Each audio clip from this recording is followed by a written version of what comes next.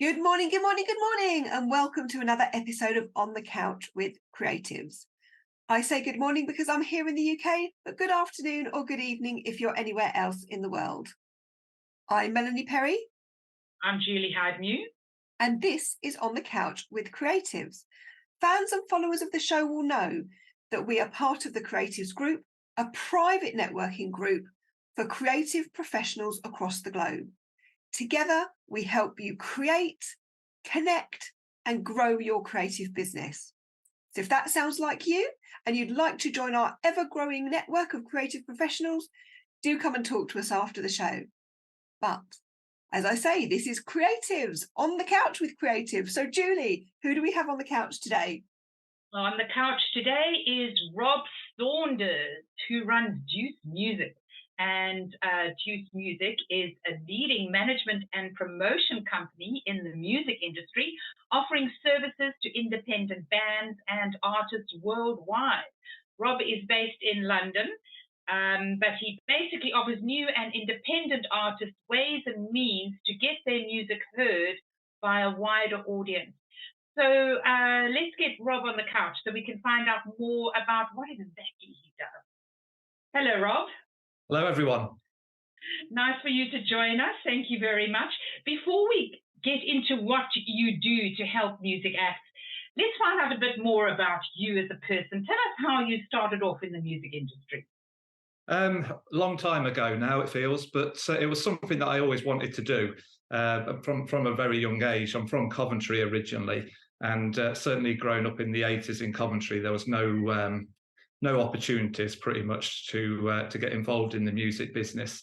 In fact, I think when I went to my careers officer when I was about 15 and I said, I want to get a job in a music studio, he just looked at me very vaguely and then gave me an application form for Peugeot Talbot, one of the car factories in Coventry at the time.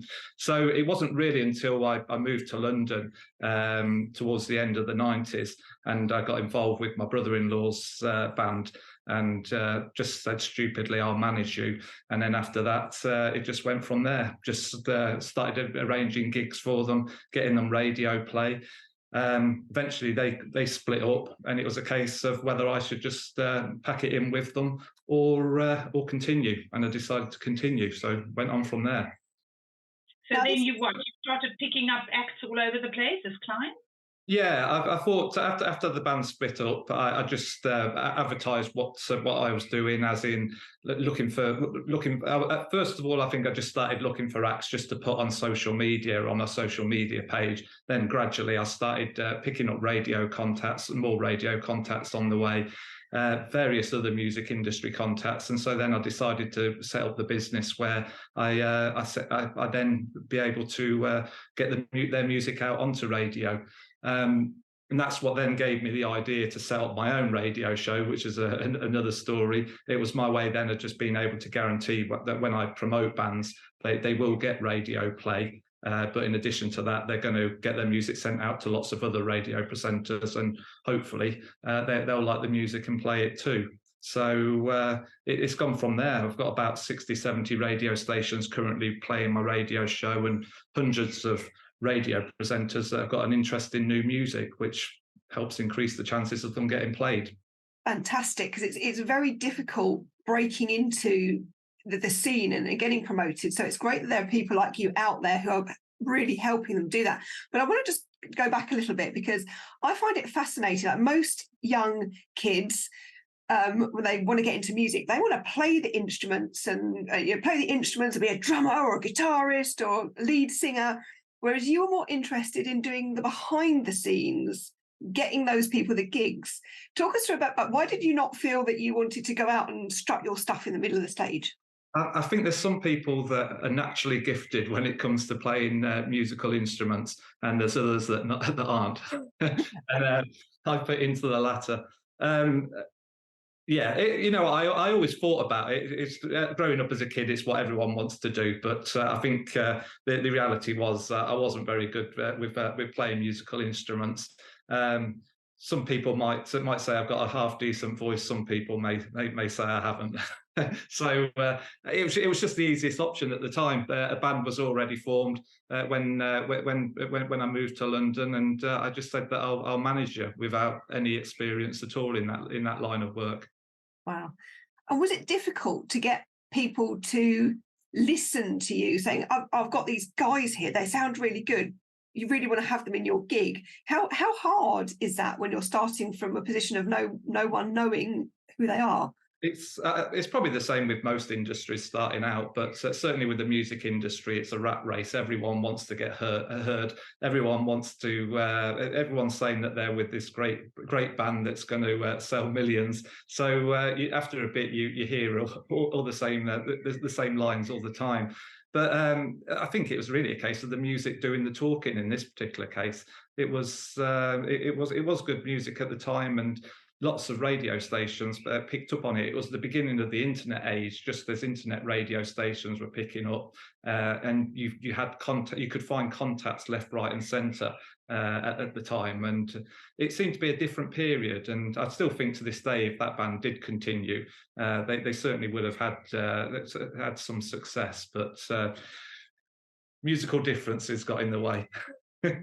Amongst Oh, is that a euphemism for we were at each other's throats? There was a lot of that. Fortunately, we're actually still all friends somehow, but after all that, but we're all still good friends. And well, my brother-in-law was one of the guys in the band, and so yeah, we're all still good. Yes. And then, how many acts do you represent today? Well, I promote them rather than contractually represent them, but there's been thousands that I've promoted over the years. I would say on average it's about 3 or 4 acts a week that I promote. So, and they're all over the world. You know, it's not just the UK, Australia, US, Canada, lots of places in Europe.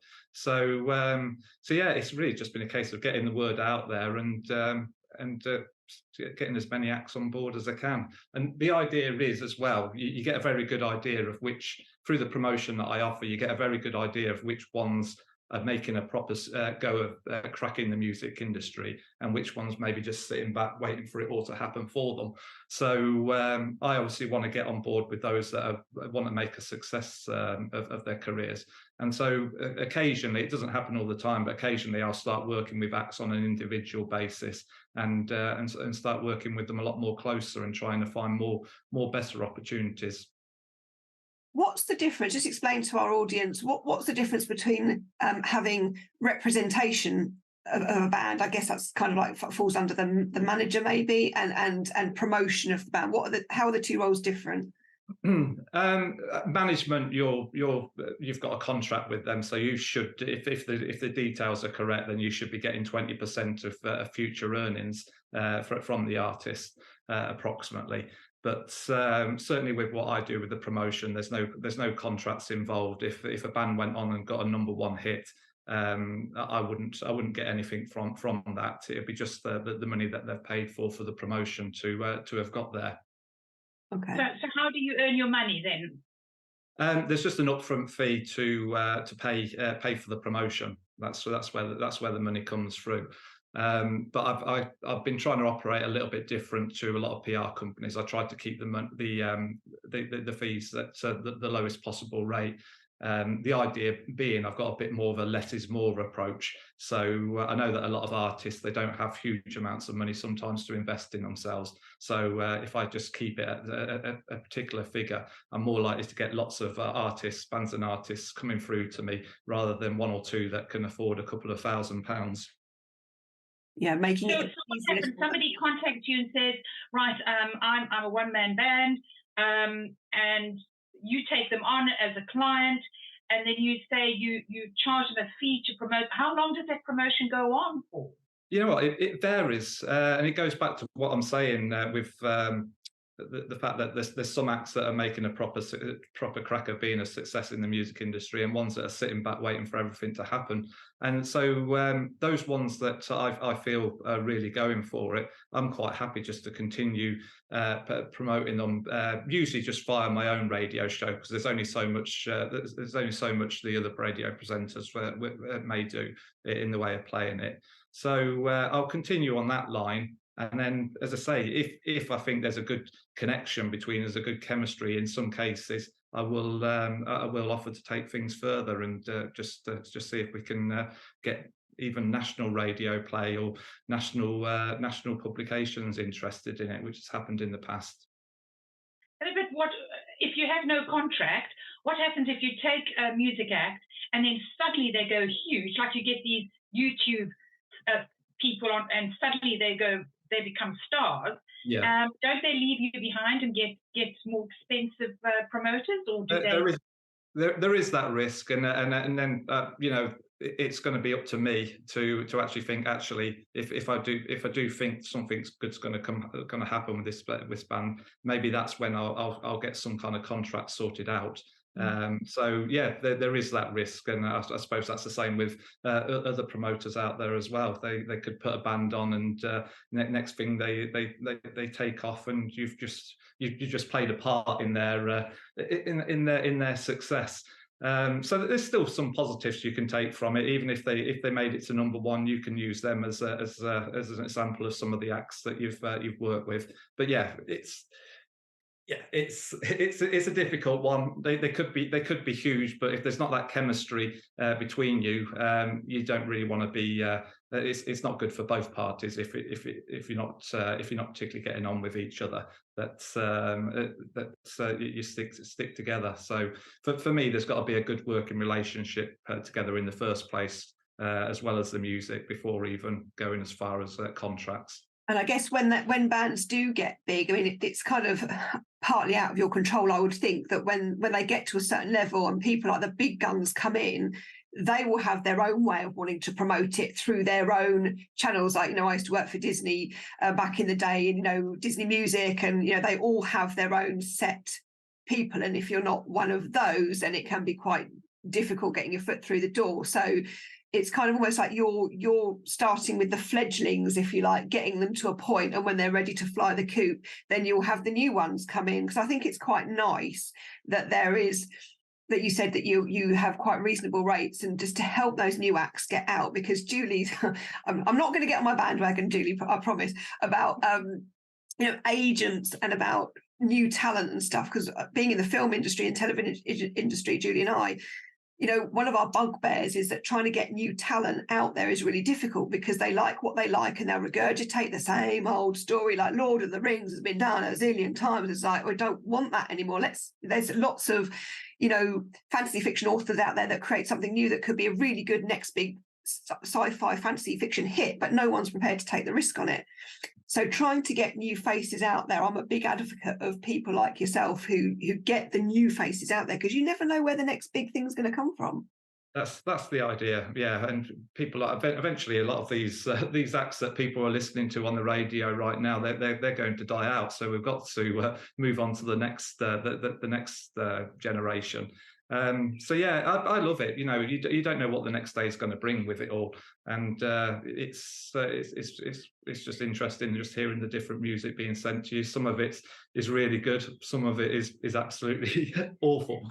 But it goes with the territory, unfortunately. Okay, so while we put your contact details across the screen, so wannabe stars can contact you. Could you tell us about your own radio show? Yeah, as I say, I started it off, it's probably been going about over 15 years now. But the idea behind it all was a lot of PR companies in the music world, they will they'll take the money off the bands and then try to get the music played on radio. And to a certain extent, that's similar to me. But what I wanted to do was be able to guarantee to acts that when they sign up with Deuce, they will definitely get radio play. But in addition to that, they're going to get their music sent out to hundreds of other radio presenters as well. And the chances are a good chunk of them will play the music.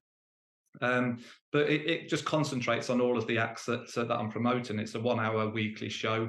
And as I say, so far it's about 60, 70 radio stations that have picked up on it and are playing it weekly as well. I think approximately about 15 of them are FM stations. There's a lot of community radio stations around the world that are very keen in supporting new music. So they're the best ones to go to as a stepping stone, certainly for artists as well.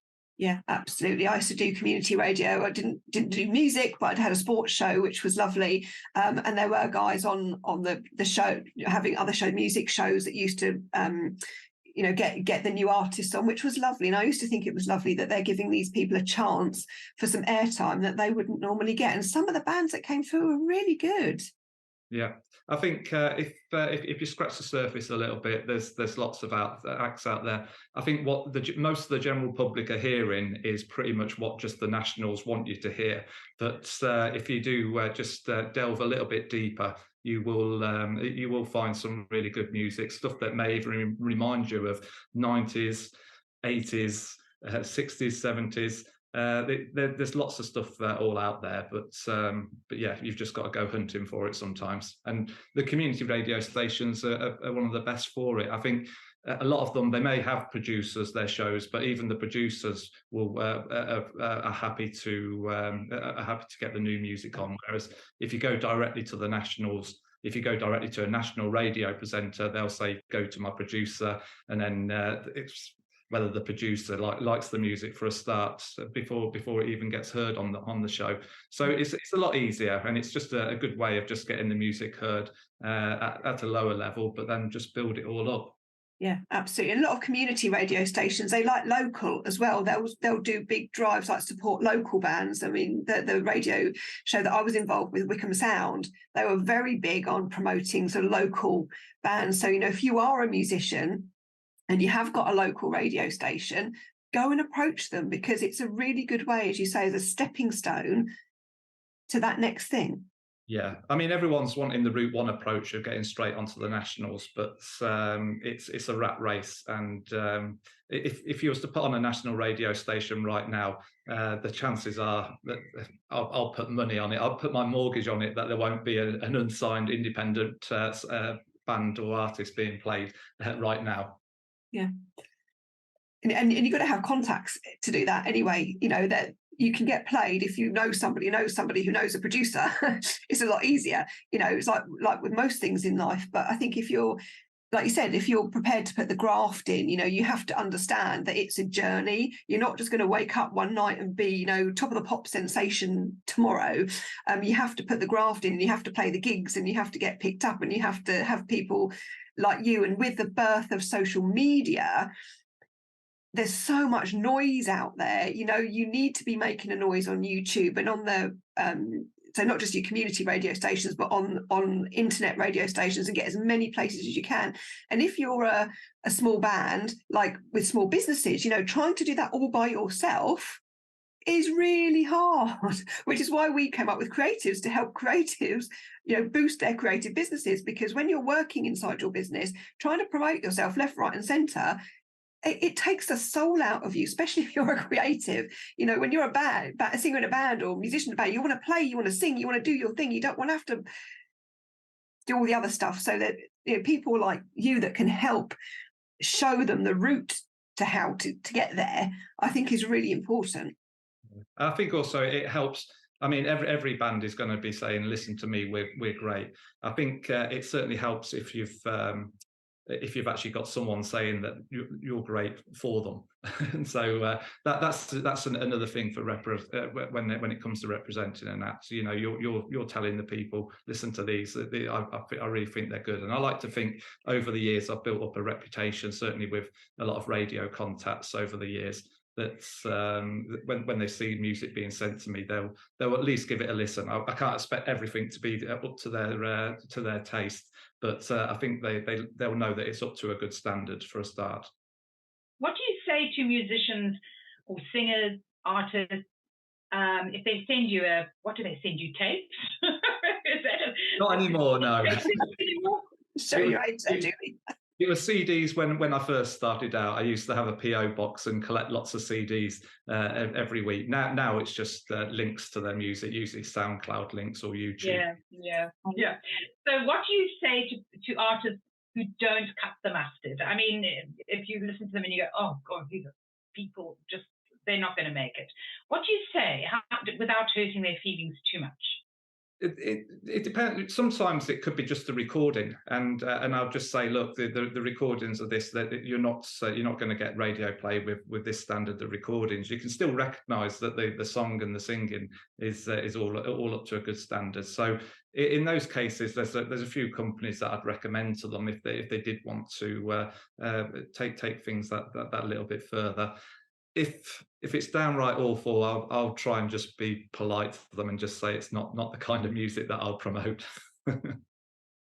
That's a nice one. Not the kind of music. It's not really my thing.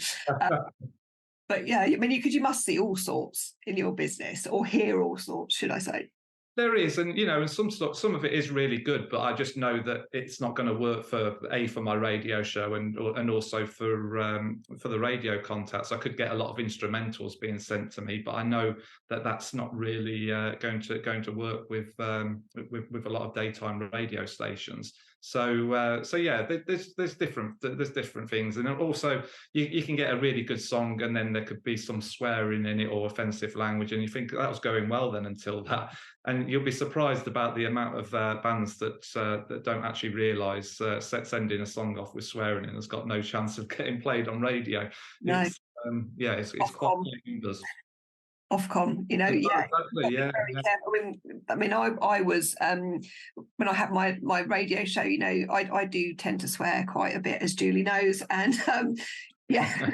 And I had to really concentrate on the radio show because, I mean, as Julie knows, if you swear on air, that is just, it's just no, you don't do it, and the backlash that you get off of it is just horrendous. So I think that's quite a good tip actually for any musicians out there. Do not send recordings in if you want to make it big that is effing and blinding, because it is not going to happen.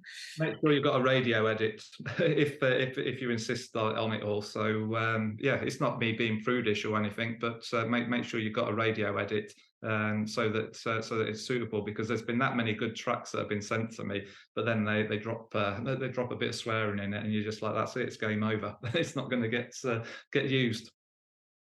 So do you spend your days listening to music, going to gigs? Not well, actually. Since all the lockdowns have been lifted now, I've gradually just getting back out a little bit more with the gigs. So yeah, I try to get out maybe a couple of times a month to see some bands. Some of them could be new established bands. It could be established bands. Others could be just new ones, not even necessarily ones that I'm promoting. But then throughout the day, there's music being sent to me. So yeah, there's a good chunk of the day could be just spent listening to music that's being sent. Even not just that, sometimes I like to stay in touch with what's going on out there, and so I'll just put YouTube on, and I'll put new rock music, new indie music, new pop music, just to give you a bit of an idea of what's going on. And I've discovered quite a lot of new acts that I went on to see live through just doing that. Living in London. Wasn't Adele found on YouTube? I think there's been quite a few, hasn't there? I'm not going to be, I won't name, but there certainly was a phase that we went through. It might have been the beginning of the internet era as well, certainly, where there was lots of acts that were first. David, he was quite a famous one that started off on YouTube, didn't he? Yeah. Recording in his basement. And I think Arctic Monkeys, if they just spring to mind, I think they were just discovered online. And Ed Sheeran as well, wasn't he? Yeah. Quite a few. Yeah, I mean, that's just the way it is. I mean, I mentioned Arctic Monkeys because I think that was it. It was the MySpace era. I think they got discovered through MySpace, and so they were one of the first to crack the music industry via the internet and social media sites. But yeah, I think it's wonderful because you don't, so easy in a way, or easier to be discovered now that the internet is just got you in contact with so many people. I certainly would never be talking to a person like you 20 years ago. I would No. not have an idea how to knock on your door. Yeah, and you So know, it's amazing. yeah, I have meetings with people in America and over Skype and everything and Zoom, and that's something that just never would have happened 20, 30 years ago. So that's all good. I mean, the downside to it all is, I think last time I read there was about 30 or 40,000 tracks, I think, a day added onto Spotify. So that's a lot. That's a lot to get through, and so you know. There is the danger of oversaturation, and that sometimes in some cases too much music to listen to. So yeah, it's been made a lot easier for your music to be heard by people, but it's actually the trick is to be able to direct people to your music so they can hear it. Yeah. And what are the tricks of your trade then? How do you direct listeners to the music that you are promoting? Well, that's where the radio comes in. You know, if I think there's too many artists that will go into the music studio. They'll spend huge amounts of money on the recordings and then just put the tracks up on YouTube, SoundCloud, and that's it. They don't really know. A lot of them don't really know what else to do with it. So obviously, if it goes out on radio, it's going out to new listeners that are likely to hear it. I mean, playlisting on Spotify is pretty huge now. So there's a few companies I've hooked up with that get you onto the playlists, and yeah, it's just there's a lot of things that you know, you've got to make your own look, haven't you, in this world. So you've just got to get everything all out there and hope that as many people as possible hear it. So by getting it out onto radio, getting it out onto playlists, and to an extent putting it onto social media and sharing it on your Facebook, Instagram pages, the more people that hear it, the more chance of success you're going to get if the music is good. Yeah, yeah. Social media is great because it's made it so much easier for you to get your stuff out there. But because there's so much of it, it's actually harder to get heard. You've got to put a lot more into the promotion and the marketing and everything like that any business does these days. Yeah, that's right. You've got to invest in yourself a little bit, and that's not my plug to say come to Deuce Music and let me take your money. You've got to. You can't just. I keep on saying this: sit back and wait for things to happen for you. You've got to go out there, do that, and if it involves investing a little bit of money in yourself, then so be it. Well, that brings us to, because this sounds very much like a top tip. Do you have any top tips for emerging artists?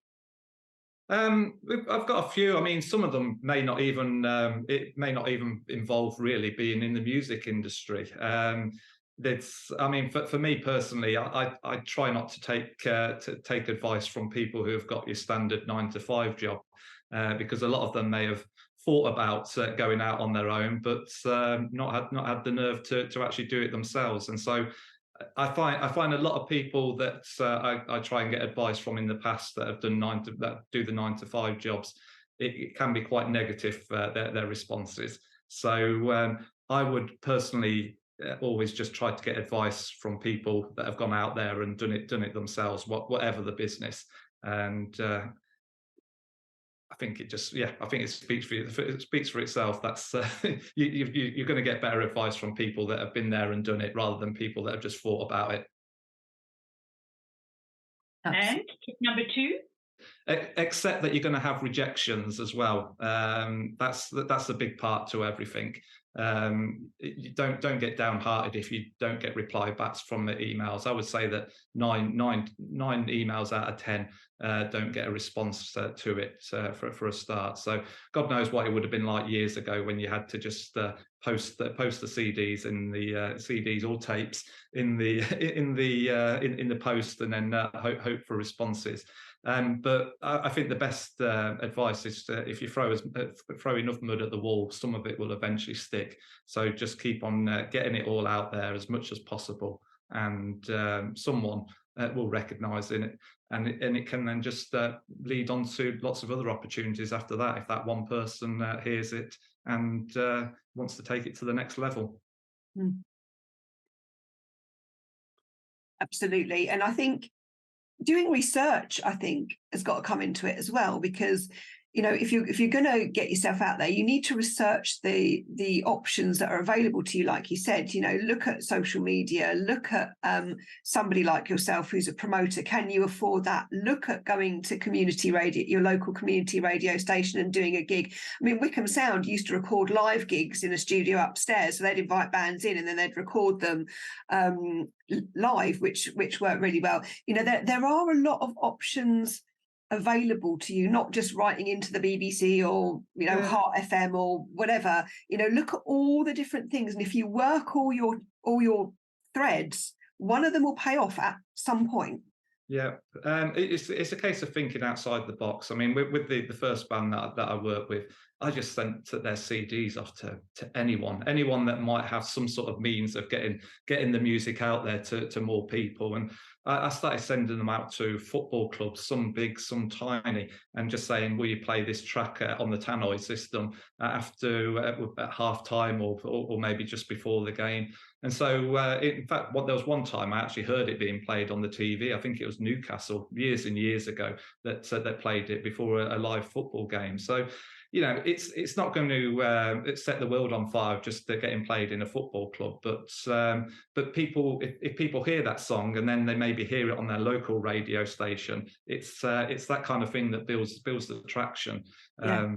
I think there was another story that I heard. It was when Chris Moyles was doing the breakfast show on Radio 1, and someone just waited outside the BBC studios, and as soon as he got out of his cab, they just stuck a bacon sandwich in his hand with the CD and said, "Hey, have a bacon sarnie, have a listen to this CD as well." And I think he may have even just played it on air without even hearing the song. So that was a bit of a risk.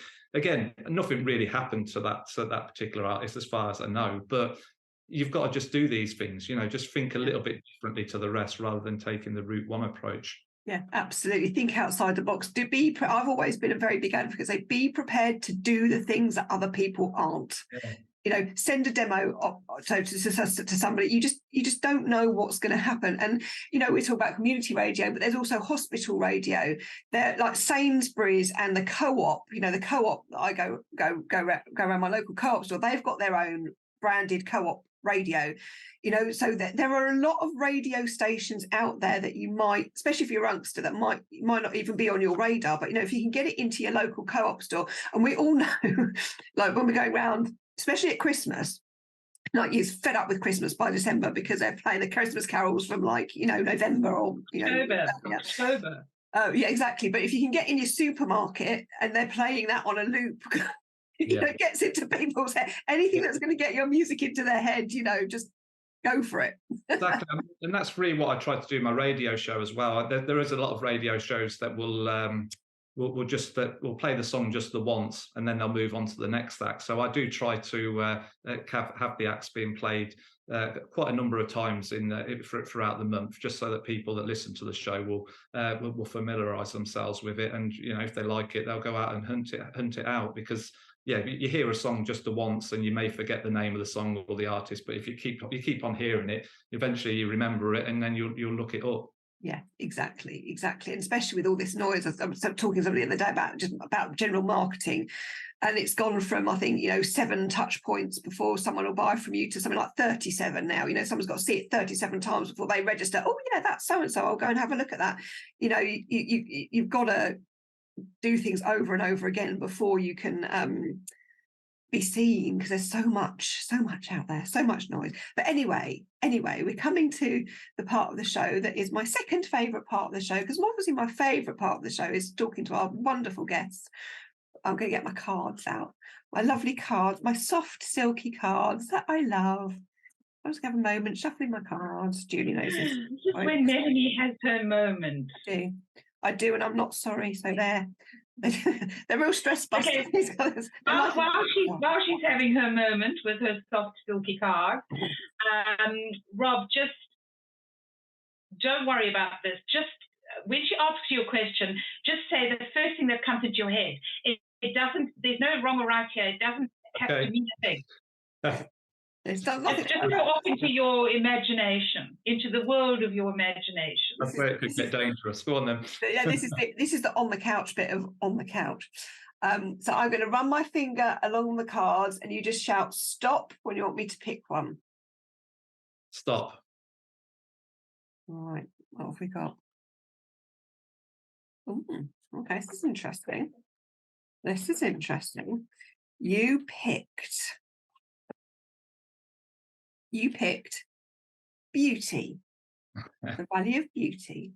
And that's quite good as a creative and working with the creative industries because, you know, sound has got to be beautiful if people want to listen to it.